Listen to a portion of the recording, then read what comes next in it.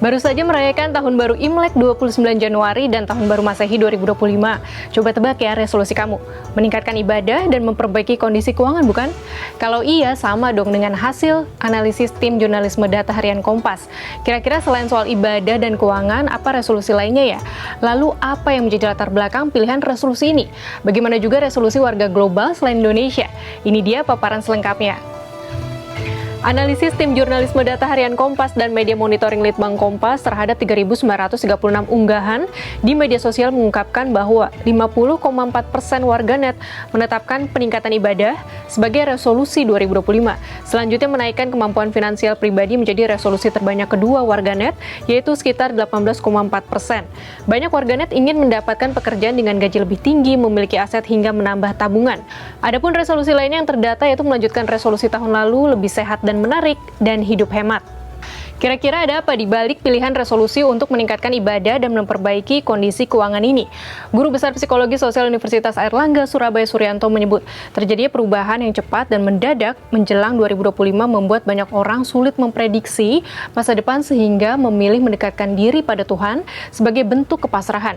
Ia juga menyebut jika tahun baru memang kerap dijadikan momentum perubahan dan yang paling mudah ialah perbaikan spiritual. Sosiolog Universitas Negeri Jakarta atau UNJ Asep Suryana juga menyampaikan analisisnya.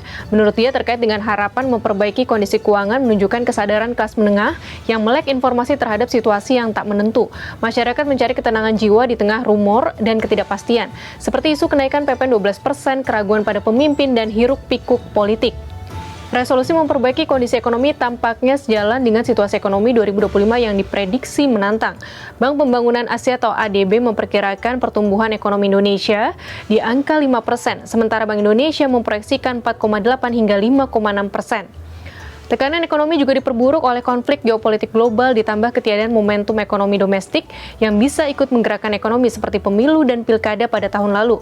Kelas menengah pun kian terjepit oleh gelombang pemutusan hubungan kerja atau PHK sepanjang 2024. Dalam 5 tahun terakhir, pengeluaran per kapita kelas menengah melonjak 142%, dari 2,36 juta rupiah per kepala per bulan pada 2019 menjadi 3,35 juta rupiah pada 2024. Sementara daya beli terus melemah akibat penurunan upah real pekerja.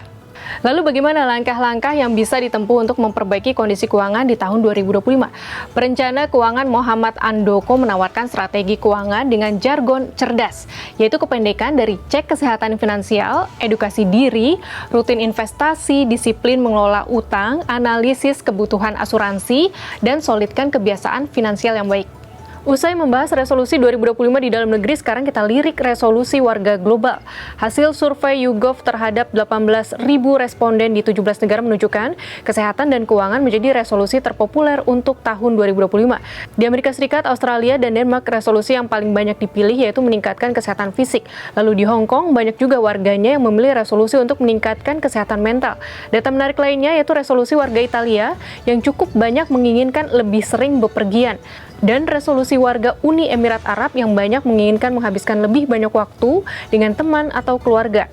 Tahun baru, resolusi, doa, dan harapan baru rasanya wajar untuk dinazarkan. Tetapi lebih penting lagi adalah menjalankannya setahap demi setahap agar menjadi kenyataan. Masih ada waktu 11 bulan lagi demi mewujudkan setiap harapan baik sahabat Kompas.